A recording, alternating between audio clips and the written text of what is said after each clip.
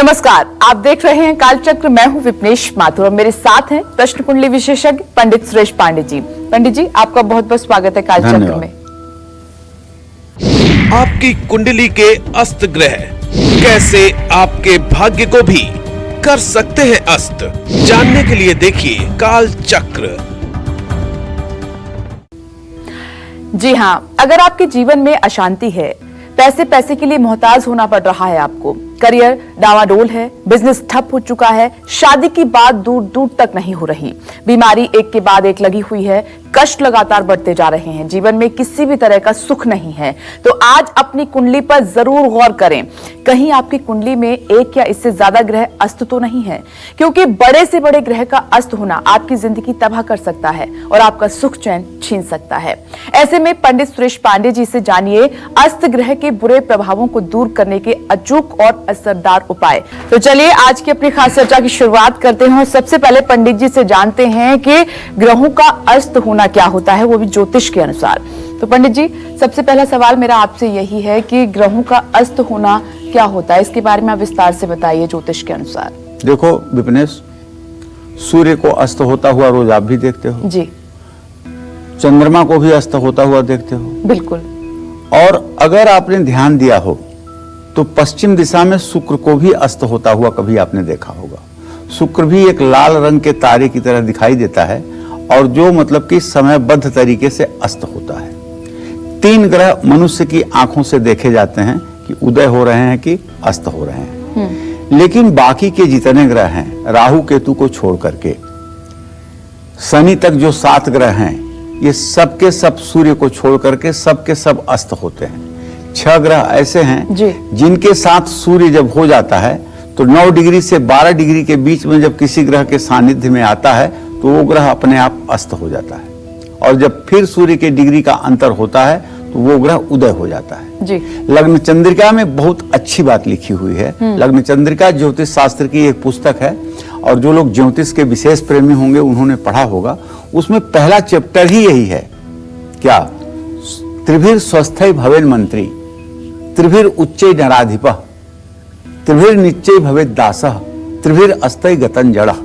इसका अर्थ ये है, त्रिभिर स्वस्थै भवेन मंत्री, जिनकी कुंडली में 3 ग्रह स्वस्थ अर्थात अपने घर में और 3 ग्रह मजबूत स्थिति में हो, वो व्यक्ति क्या होता है? मंत्री होता है। त्रिभिर उच्चै नराधिपः, और 3 ग्रह अगर उच्च के हों और परमोच्चांशक में हों तो क्या होता है? नराधिपः, मनुष्यों का राजा। और त्रिभिर निच्चै भवेत् दासः, अगर 3 ग्रह नीच के हों तो क्या होता है? दास, गुलाम। और त्रिभिर अस्तै गतं जड़ः, और 3 ग्रह अगर अस्त के हों तो क्या हो जाता है? गत जड़। जड़ माने मूर्ख और जड़ माने एकदम स्थिर रहने वाला। तो सूर्य ग्रहों के राजा सूर्य हैं और सूर्य कभी अस्त नहीं होते हैं, इसलिए सूर्य को छोड़कर 6 ग्रह अस्त होते हैं और जब ये अस्त होते हैं तो अपना परिणाम देने में असमर्थ होते हैं।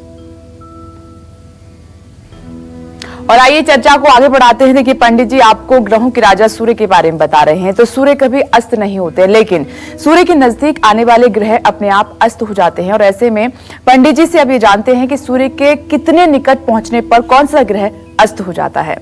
पंडित जी, सबसे पहले अब मैं, क्योंकि सवाल आप सूर्य ग्रह के बारे में मैंने आपसे पूछा, आपने विस्तार से भी बताया कि ज्योतिष के अनुसार क्या इसका अर्थ है, क्या महत्व है कि कैसे ये ग्रह जो है अस्त हो जाते हैं। लेकिन अब मेरा सवाल ये है कि सूर्य तो कभी अस्त नहीं होते, लेकिन इनके नजदीक जो ग्रह होते हैं वो अपने आप अस्त हो जाते हैं, तो ये कैसे होता है?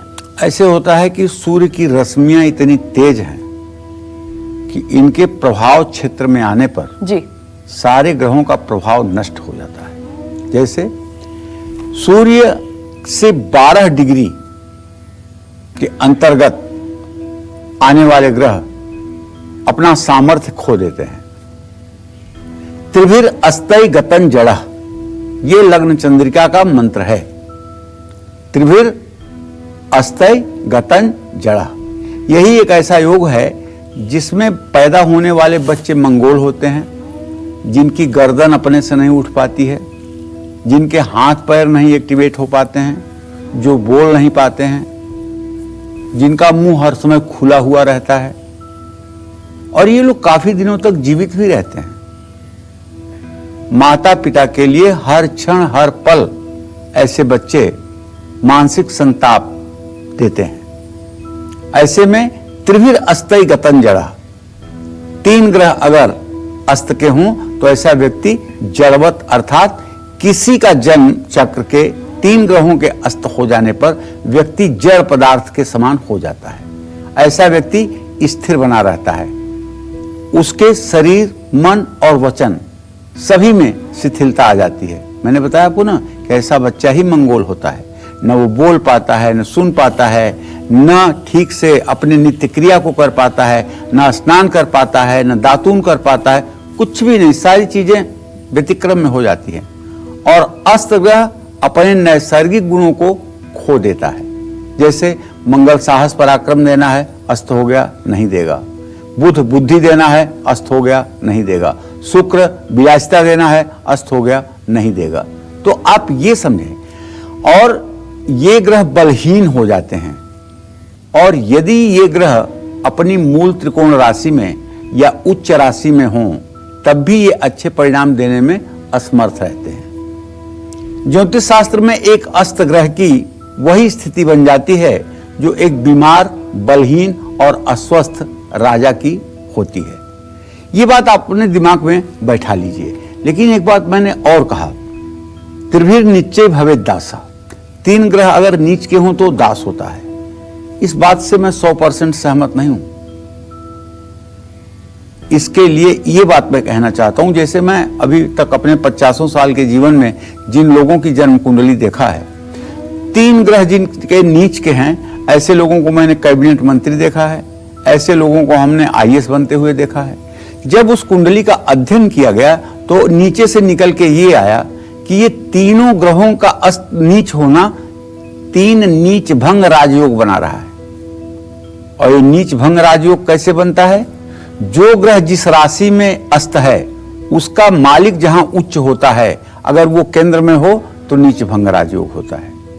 2 परस्पर नीच ग्रह आमने सामने बैठे हों, जैसे मंगल और बृहस्पति आमने सामने बैठे हों तो दोनों नीच होंगे, तो ये दोनों नीच भंग राजयोग बनाएंगे। इसी तरह से सूर्य और शनि, सूर्य अगर तुला राशि में हो और शनि मेष राशि में हो तो ऐसे में ये नीच भंग राजयोग बनता है। और ये नीच भंग राजयोग इतना प्रबल राजयोग देता है जिसकी कोई सीमा नहीं। तो ऐसे में ये मान लेना कि नीच ग्रह नीचता का ही फल देते हैं, ये सत्य नहीं है। सत्य यह है कि उसकी गहराई में जाकर के तब विशेष अध्ययन करने की जरूरत है। अगर आप केवल ये बात पढ़ करके लग्न चंद्रिका की आप कह देंगे कि 3 ग्रह तो तुम्हारे नीच के हैं, तुम दास हो जाओगे, ये सत्य नहीं है। फलित ज्योतिष पर हर पहलुओं पर ध्यान दे करके तब किसी बात को कहा जा सकता है। एक बात को देख करके और उसको अगर आप कह देंगे तो उपहास के पात्र होंगे। तो इसलिए सूर्य साक्षात अक्षय ऊर्जा का स्वामी है, ये तो आप भी मानते हैं, और सारे ग्रह सूर्य के आसपास ही रहते हैं। ऐसे में जो भी ग्रह सूर्य के अधिक निकट आ जाता है वो ग्रह अस्त हो जाता है, यानी उसके अस्तित्व पर संकट के बादल छा जाते हैं। सूर्य के कितना करीब आने पर कौन सा ग्रह अस्त होता है ये मैं बताना चाहूंगा। कागज कलम है तो लिख लीजिए। अब देखिए, चंद्रमा सूर्य से 12 अंश या इससे ज्यादा अगर नजदीक में होता है तो अस्त हो जाता है। अब देखिए, इसका कहने का मतलब मेरे ये है कि ज्यों अमावस्या शुरू होती है तो 12 अंश 20 कला की दूरी पर अमावस्या से सूर्य से चंद्रमा की दूरी रहती है और चंद्रमा अस्त हो जाता है अमावस्या को। इसी तरह से गुरु सूर्य से 11 डिग्री के डिस्टेंस पर आगे हो या पीछे तभी बृहस्पति अस्त हो जाते हैं। लोग कहते हैं ना, दिल्ली की भाषा में बोल रहा हूं, तारा डूबा हुआ है। सूर्य से 13 डिग्री या इससे ज्यादा पास होने पर बुध ग्रह अस्त हो जाता है। वैसे मेरी मान्यता यह है कि बुध सूर्य के साथ तभी अस्त होता है जब वो सम अंश समकला सम विकला पर हो। ठीक है, शास्त्रों की बात जो है मुझे शिरोधार्य है, लेकिन मैंने जो अनुभव में देखा है, बुध को सूर्य के साथ अस्त होने के बावजूद भी लोगों को बुद्धिमान होते देखा है। 1-2 ज्योतिष के पुस्तकों में मैंने ये भी पढ़ा है कि बुध ग्रह तभी अस्त होता है जब सूर्य से समान अंश, समान कला, समान विकला पर हो, तब वो अस्त होता है। वैसे शास्त्र कहते हैं कि 13 डिग्री पर बुध अस्त हो जाता है, लेकिन मैं इस बात से इसलिए नहीं सहमत हूं कि मैंने प्रयोग में देखा है कि जिन लोगों के बुध ग्रह अस्त हैं वो लोग बड़े अच्छे विद्वान होते हैं, और उसके पीछे जो निष्कर्ष निकला है वो यही कि बुध सम अंश, सम कला, सम विकला पर सूर्य के साथ नहीं है। बुध वक्री है तो वो सूर्य से 11 अंश के आसपास आने पर अस्त हो जाता है। सूर्य से 9 डिग्री या इससे ज्यादा पास आने पर शुक्र ग्रह अस्त हो जाता है, और जब शुक्र ग्रह अस्त हो जाता है विवाह, शादी, सारे शुभ कार्य बंद हो जाते हैं। शुक्र अगर वक्री चल रहा है तो वो सूर्य से 7 अंश या इससे ज्यादा पास आ जाने पर भी अस्त माना जाएगा। सूर्य से 15 अंश या इससे पास आने पर शनि अस्त होता है। सूर्य से 60 डिग्री या इससे ज्यादा पास आने पर मंगल अस्त होता है। राहु केतु छायाग्रह होने के कारण कभी भी अस्त नहीं होते हैं। यद्यद भाव गते राहु केतुश्च जनने निराम यद्यद भावे संयुक्तम तत्फलम प्रतिषेधलम। कहने का मतलब यह है कि राहु और केतु का अपना कोई अस्तित्व नहीं है। ये जिस ग्रह के स्थान में रहते हैं उसी के अनुसार फल देते हैं, इसलिए इनके अस्त होने का कोई प्रश्न ही नहीं उठता है। तो ग्रहों के राजा सूर्य ग्रह के बारे में पंडित जी ने आपको विस्तार से बताया, और सब जानते हैं कि अगर आपके ग्रह कमजोर हैं तो तमाम मुश्किलों का सामना आपको जीवन में करना पड़ता है। इसीलिए आज पंडित जी आपको उपाय बता रहे हैं कि अगर आपके ग्रह कमजोर हैं तो उस वक्त आप क्या उपाय कर सकते हैं। तो सूर्य के बाद बात करते हैं अब चंद्रमा की। चंद्रमा अगर कुंडली में अस्त हो तो व्यक्ति को कौन कौन सी मुश्किलों का सामना करना पड़ सकता है, साथ ही कुंडली में बैठे अस्त चंद्रमा के अशुभ प्रभावों को दूर करने के लिए कौन से उपाय करने चाहिए, आइए पंडित जी से जान लेते हैं। पंडित जी, आपने सूर्य ग्रह के बारे में बताया, अब मैं चाहूंगी कि चंद्रमा ग्रह के बारे में आप बताएं। देखिए, जब किसी व्यक्ति की कुंडली में चंद्रमा अस्त हो तो उसके जीवन में अशांति बनी रहती है। देखो, चंद्रमा मन का कारक ग्रह है, चंद्रमा माता का कारक ग्रह है, तो मां से ऐसे लोगों के रिश्ते अच्छे नहीं होते हैं जिनका चंद्रमा अस्त होता है। मां की सेहत भी अच्छी नहीं होती है, मां की सेहत पर भी बुरा असर पड़ता है। मां एनीमिया की पेशेंट हो जाती है, उसको खून की कमी हो जाती है। ऐसे व्यक्ति को पैतृक संपत्ति का सुख भी नहीं मिल पाता है। चंद्रमा राहु के साथ हो तो ऐसे माता को भूत प्रेत आदि दोषों से कष्ट मिलता है, और ऐसे लोगों को समाज का भी सहयोग नहीं प्राप्त होता है। अरे भाई, सीधी सीधी बात है, मन के हारे हार है, मन के जीते जीत। अगर आपका मन हार नहीं मान रहा है, संघर्ष करने के लिए तैयार है, तो आप जीतेंगे। और अगर आपके मन ने हार मान ली, धनुष रख दी, तो आप हार गए, आप जिंदगी की बाजी हार गए। अस्त चंद्रमा अगर अष्टम या अष्टमेश के साथ हो तो व्यक्ति काफी समय तक डिप्रेशन में भी रहता है। अरे, डिप्रेशन में तो तब भी रहता है जब चंद्रमा के ऊपर शनि की दृष्टि हो। डिप्रेशन में तो तब भी रहता है जब चंद्रमा को शनि और राहु के बीच में देखा जाए। ये अवसाद की स्थितियां तो बहुत कारणों से बनती हैं, इसलिए सिर्फ यही एक कारण जो है इसके लिए दोषी नहीं है। चंद्रमा का ठीक होना व्यक्ति के जीवन में अत्यंत महत्वपूर्ण है। चंद्रमा के अस्त होने पर अलग अलग तरह के रोग उत्पन्न होते हैं, जैसे एनीमिया तो सबसे पहले, फेफड़े की शिकायत, बचपन में निमोनिया, मानसिक उन्माद, तनाव, पागलपन, अनिद्रा, अस्थमा, ये सारी बीमारियां चंद्रमा से ही लगती हैं। तो भाई, इसके लिए हमारे शास्त्रों में क्या कहा गया है कि हर रोज आप जब चंद्रमा उदय हो तो कम से कम 1, 2, 3 मिनट आप चंद्रमा को देखें, और किसी भी कीमत पर शिवलिंग पर जल, दूध, बेलपत्र अर्पित करें और शिवलिंग का स्पर्श करके अपने हाथ को अपने माथे पर लगाएं। महामृत्युंजय मंत्र का नियमित जप करें। अगर आप महामृत्युंजय मंत्र का 10 माला नियमित जप करते हैं तो 150 दिनों के बाद चंद्रमा का अशुभ प्रभाव आपके जीवन से कम हो जाएगा। और हर सोमवार को 2 पैकेट दूध, 1 पैकेट चावल, 1 पैकेट चीनी किसी शिव मंदिर में पुजारी को देकर आग्रह करें कि इस चावल और दूध से आप और आपका परिवार खीर बनाकर खा ले। यह उपाय अगर 5 बार कर दिया गया तो निसंदेह चंद्रमा का दुष्प्रभाव कम होगा। अपने गले में एक चांदी की चेन पहन सकते हैं आप, या चांदी का कड़ा दाहिने हाथ पर धारण कर सकते हैं। और चंद्रमा के अशुभ प्रभाव को दूर करने के लिए चांदी के गिलास में पानी पी सकते हैं, या अपनी माँ को चांदी के थाली में भोजन कराना शुरू कर दीजिए, चांदी के गिलास में माँ को दूध पिलाना शुरू कर दीजिए, तो चाहे जितना चंद्रमा आपका खराब होगा वो ठीक हो जाएगा। दूध और दूध से बनी हुई चीजों का ज्यादा से ज्यादा ऐसे लोगों को सेवन करना चाहिए, और किसी बुजुर्ग महिला या माँ से आशीर्वाद लेकर के ही रोज घर से निकलना चाहिए। और पूर्णिमा के दिन देसी घी की ज्योति लगाकर चंद्रमा को अर्घ देना चाहिए। 2 मुखी रुद्राक्ष गले में धारण करने से भी चंद्रमा की प्रसन्नता बनती है।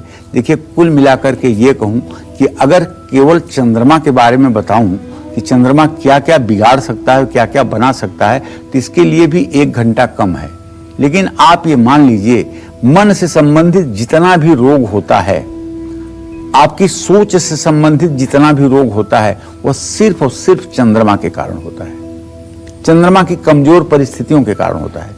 और चंद्रमा को ठीक करना है तो भोलेनाथ को ठीक करिए, अपनी माँ को प्रसन्न करिए, चंद्रमा ठीक हो जाएगा। तो पंडित जी ने आपको चंद्रमा ग्रह के बारे में बताया कि अगर आपका चंद्रमा ग्रह कमजोर है तो आप किस तरह की मुश्किलों का सामना कर सकते हैं। तो आज का जो हमारा एपिसोड है बहुत खास है, क्योंकि आज पंडित जी आपको महाउपाय भी बता रहे हैं कि अगर आपके ग्रह कमजोर हैं तो आपको चिंता करने की बिल्कुल भी आवश्यकता नहीं है। पंडित जी जो उपाय आपको बता रहे हैं वो मात्र आपको नोट करने हैं और उनको करना है। आपकी कुंडली में बैठे अस्त ग्रह कैसे आपके भाग्य को अस्त कर सकते हैं और आपकी जिंदगी को मुश्किलों से भर सकते हैं, यही बता रहे हैं आज आपको पंडित सुरेश पांडे जी। अपनी चर्चा को आगे बढ़ाते हुए बात करते हैं मंगल ग्रह की। कुंडली में बैठा अस्त मंगल कैसे आपकी जिंदगी में सब अमंगल कर सकता है। अस्त मंगल के बुरे प्रभावों से बचने के लिए आपको कौन से उपाय करने चाहिए, आइए जान लेते हैं पंडित जी से। पंडित जी बताइए।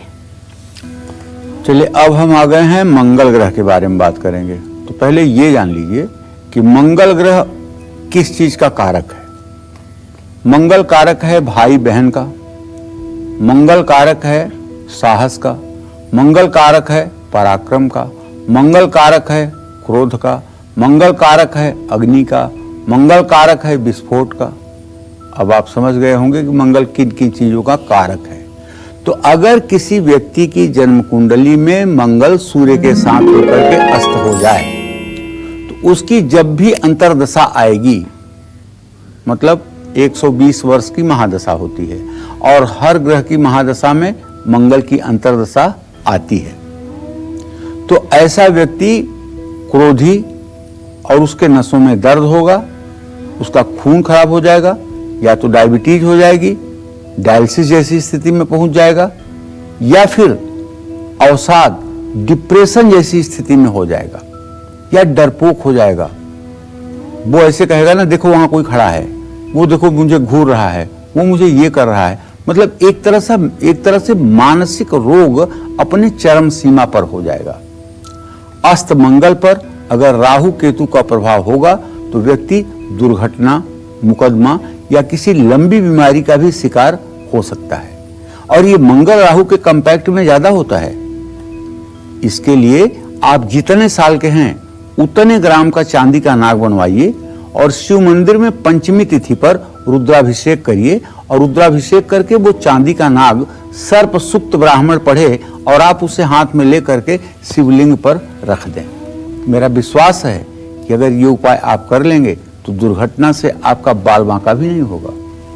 मंगल अगर आपकी कुंडली के 6ठे भाव में और पापग्रह के प्रभाव में है तो ऐसा व्यक्ति अस्वस्थ रहेगा, उसका डायबिटीज की संभावना बढ़ जाएगी।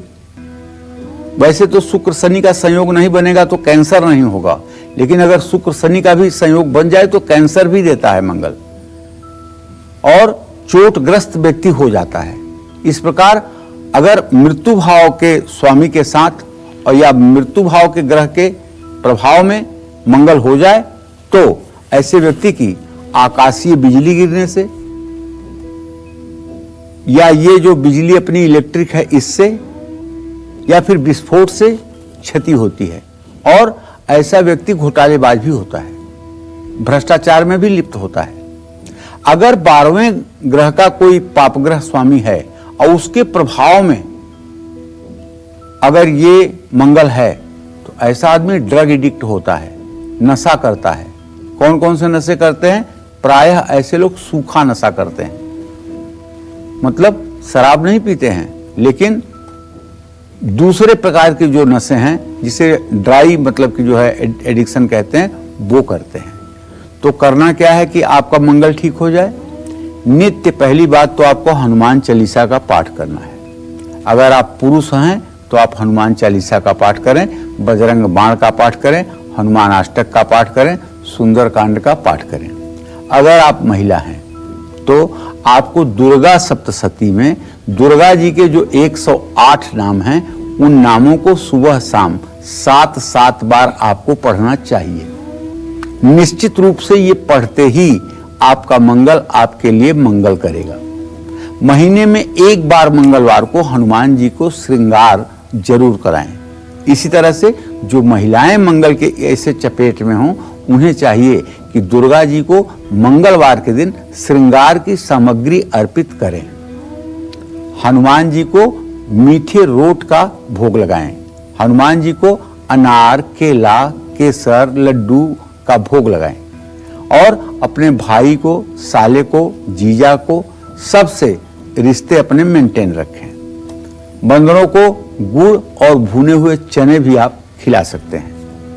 जिसका मंगल खराब हो उसे रक्तदान भी करना चाहिए और रोगियों को मुफ्त में दवा भी बांटनी चाहिए। घर में रामायण का पाठ अगर हर रोज हो तो इससे सुंदर तो कुछ हो ही नहीं सकता है। और मंगलवार को ना तो मिट्टी खोदें और ना ही गोबर से लीपें और ना ही मंगलवार के दिन किसी तरह से भूमि संबंधी कार्य को करें। इस बात का ध्यान रखें। और आइए अपनी चर्चा को आगे बढ़ाते हैं। सूर्य, चंद्र और मंगल की तो बात हो गई, अब बात करते हैं बुध ग्रह की। कुंडली में बैठा बुध ग्रह अगर अस्त हो तो व्यक्ति को किन मुश्किलों और बीमारियों का सामना करना पड़ सकता है, साथ ही अस्त बुध के बुरे प्रभावों से बचने के लिए कौन से उपाय करने चाहिए, आइए जान लेते हैं। पंडित जी, अब बुध ग्रह के बारे में बताइए कि अगर बुध ग्रह कमजोर है व्यक्ति का तो उसको किस तरह की मुश्किलों का सामना करना पड़ सकता है और साथ ही उपाय। देखो, बुधेन बुद्धि सदनर्ष संस्था। बुध जो है सीधा सीधा बुद्धि का कारक है, बुध मित्र का कारक है, बुध मामा का कारक है। तो बुध जो है त्वचा का कारक है, स्किन का कारक बुध है। अगर किसी की कुंडली में चंद्रमा शनि बुध को प्रभावित कर रहे हैं तो ऐसे आदमी को स्किन डिजीज होगी और भयंकर वाली होगी। अगर कुंडली में बुध ग्रह अस्त है और उसकी अंतर्दशा चल रही है तो व्यक्ति के अंदर विश्वास की कमी आती है, फैसला लेने में देरी करते हैं। बुध जिनका अस्त होता है ऐसे व्यक्ति तनाव में रहते हैं। शरीर में ऐंठन, श्वास, चर्म रोग और गले के रोग की संभावना बढ़ जाती है। बुध अगर मृत्यु भाव के मालिक के साथ प्रभाव में उसके हो तो ऐसा व्यक्ति अस्थमा और दमा रोग का शिकार हो जाता है। मानसिक उन्माद, मानसिक अवसाद और किसी अपने व्यक्ति के मृत्यु का शोक भोगना पड़ता है। द्वादशेश के पाप प्रभाव में आने पर व्यक्ति किसी नशे का शिकार हो जाता है और रोगग्रस्त भी हो जाता है। देखिए, बुध ग्रह अगर आपका खराब होगा तो आपका मामा ही आपके लिए दुश्मन बन जाएगा। बुध अगर आपका खराब होगा तो आप चाहे जितना कंपटीशन की तैयारी कर लीजिए लेकिन सफलता आपको इसलिए नहीं मिलेगी कि आपकी पढ़ाई का 50% तो आपके दिमाग से स्लिप हो जाएगा, इसलिए कि बुध ग्रह आपका अस्त है। बुध को ठीक करने का एक गारंटी के साथ उपाय बताता हूं जो कहीं किसी धर्मशास्त्र में लिखा हुआ आपको नहीं मिलेगा, लेकिन ये मेरे 50 सालों का अपना एक अनुभव है, मैं आपको बता रहा हूं। आपके हो सकता है कि बच्चों में भी वो तेजी ना हो जो आप चाहते हो, तो आप इस उपाय को करके अपने बच्चे में भी चमत्कारिक परिवर्तन ला सकते हैं। वो क्या करना है मैं बता रहा हूं। आप जिस भी व्यक्ति का बुध ग्रह अस्त हो या बुध ग्रह कमजोर हो उसको कहिए कि पूरब मुंह करके एक ऊनी आसन बिछा करके सूर्योदय के समय स्नान करके बैठ जाए और आंख बंद करके अपने वॉयस बॉक्स पर माने कंठ पर ध्यान देकर, आंख बंद करके यहां ध्यान दे करके ओम बुंग बुधाय नमः, ओम बुंग बुधाय नमः, इस मंत्र को 24 मिनट जप करें। आप विश्वास करिए 125 दिन तक लगातार अगर इस उपाय को कर दिया जाए तो मैं दावे के साथ कह सकता हूं कि ऐसे व्यक्ति की स्मरण शक्ति का लोहा दुनिया को मानना पड़ेगा। क्योंकि जब आप ओम बुंग बुधाय कहते हुए और अपने वॉइस बॉक्स पर ध्यान देंगे तो बुध की स्पार्किंग यहीं होगी। जिन लोगों का बुध नीच ग्रह का होता है वो लोग अगर एक गाना गा दें तो शायद पूरी दुनिया भाग जाएगी। तो बुधवार को साबुत मूंग पंछियों को डालिएगा और बुधवार को हरे रंग का रुमाल अपने पास रखिएगा। बुधवार को गाय को गुड़ के साथ रोटी खिलाइएगा और मां दुर्गा के मंदिर में बुधवार को दर्शन करने जरूर जाइएगा। बुआ, बहन, बेटी और अपने गुरु की पत्नी के साथ कभी भी अन्याय न करिएगा। अन्याय तो आपको किसी के साथ नहीं करना चाहिए, ये रिश्ते तो और भी अहम है। और दुर्गा सप्तशती का पाठ करिएगा और दुर्गा सप्तशती में जो दिव्य अथर्व शीर्ष का पाठ है उसका पाठ आपके लिए कम से कम नित्य आवश्यक जरूर है। चांदी से बनी हुई माँ दुर्गा की प्रतिमा, माँ लक्ष्मी की प्रतिमा, भगवान गणेश की प्रतिमा अपने पूजा स्थान में रखें और उनकी नित्य विधिवत पूजा करें। माता का जागरण कराएं या माँ के जागरण में श्रमदान करें। बुधवार को फिटकिरी से, हाँ बुध जब खराब होता है ना तो पायरिया की भी शिकायत बड़ी तेज होती है। ऐसे आदमी के मुंह से बदबू भी आती है और ऐसे लोगों का कान भी बहता है। कान के पास अगर उनके आप बैठ जाइए तो कान से भी दुर्गंध आती है। ऐसे लोगों के कान का पर्दा भी फटता है, कान से मवाद भी निकलती है। तो ये बुध सही में इन सब खराब रोगों को देने वाला है। तो ऐसे में पानी में फिटकरी डाल करके गुनगुने पानी में और मुंह में वही पानी ले करके कम से कम 5-7 बार सुबह, 5-7 बार शाम को अगर कुल्ला किया जाए तो निश्चित रूप से मुंह के रोग में, ये जो मुंह से दुर्गंध आती है, इसमें कमी आएगी। महिलाएं जिनका बुध अस्त है उन्हें अपनी बाईं नाक जरूर छिदवानी चाहिए। जब तक बाईं नाक नहीं छिदवाएंगी तब तक विवेकपूर्ण कोई अपने जीवन में निर्णय नहीं ले पाएंगी और ना ही मायके में ना ही ससुराल में कहीं सम्मान नहीं मिलेगा। और जिस दिन नाक छिदी उसी दिन से उनकी बौद्धिक क्षमता का जागरण हो जाएगा और वो सही निर्णय लेने में सामर्थ्यवान बन जाएंगी। तो ये तो बात हुई बुध ग्रह की। नमस्कार, मैं हूं मानक गुप्ता। अगर आपको हमारा ये वीडियो पसंद आया हो तो इसे लाइक और शेयर जरूर करें और हाँ, हमें सब्सक्राइब और फॉलो करना ना भूलें ताकि आप देश और दुनिया की कोई खबर मिस ना करें। तो जुड़े रहिए हमारे साथ और देखते रहिए News 24।